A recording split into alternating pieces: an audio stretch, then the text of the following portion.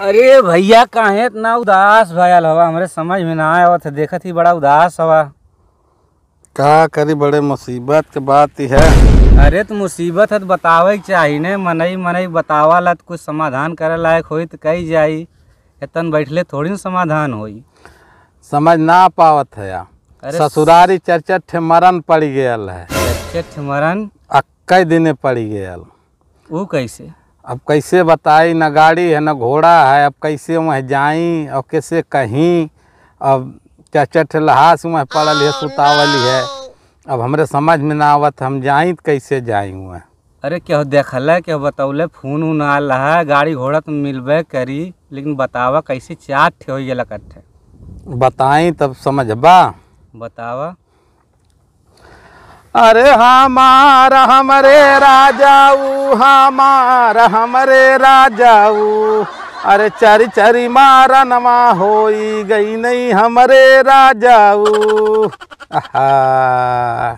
अरे कैसे भयल बतावा आगे। पहला मरण बताई। बतावा। अरे हमारा हमरे राजाऊ, हमारा हमरे राजाऊ। पहला मारा नवा दादा का समधिन मरी गई राजाऊ। बड़ा गड़बड़ है। हमारा हमरे राजाऊ, हमारा हमरे राजाऊ। पहला मारा नवा दादा का समधिन मरी गई राजाऊ। सरो बताइबा। दूसरा बताई। हाँ हाँ अठे तो मान लिया समझ में आवत है। अरे हमार हमरे राजाऊ, हमार हमरे राजाऊ। दूसरा मारा नवा में हरि के माई मरी गई राजाऊ। संघे मर गए ने दोनों? दोनों जने संघे मर गई ने। तीसरा कैसे मरने? तीसरो बताई। हाँ हाँ बतावा। अरे हमार हमरे राजाऊ, हमार हमरे राजाऊ। अरे तीसरा मारा नवा लड़का का नानी मरी गई राजाऊ। अरे राम हो राम, बड़ा गड़बड़ भयल। चौथा बताओ, चौथा कैसे का भयल? अब का करबा, कुल जान के हो मुसीबत में साथ दे वही वाला ना है। जैसे तीन ठे बतौली है। अब कुल बताई कि हम कवन विपद झेली, अब का करी। तीन ठे बता दे, चौथो बता दे। अब गाड़ी ओड़ी खोज जाए, लिया चल गल जाए, अब जान लें। अरे हमार हमरे राजाऊ, हमार हमरे राजाऊ।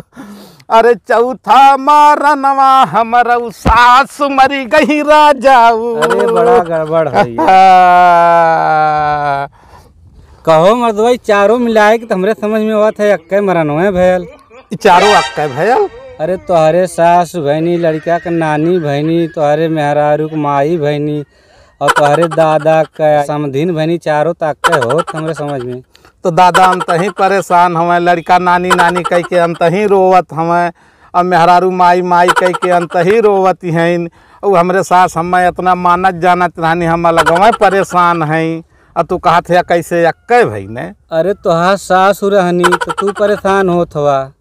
तू है तोहरे मेहरारू के माई रहनी, वो परेशान होती। वह तोहरे दादा के समधी रहनी तो वो परेशान होता है। वह तो तोहरे लड़का के ननियो रहनी, मिला जुला के अक्कत भयल। अक्का भयल। हाँ मर्दवा, तो चल के पियल का शीशी पियावत है, चलल जाए। मरी गई नहीं तो का भयल, लइके रोइबा। तब चला ठीक है, तक पौवा मारल जा, चलल जा, का कह रोले धौले कुछ ना हो। नहीं चला मारल जाओ, चलल जाएगा। चला उठाइए भैया, जब पुलिया कह भाई रोले कुछ ना।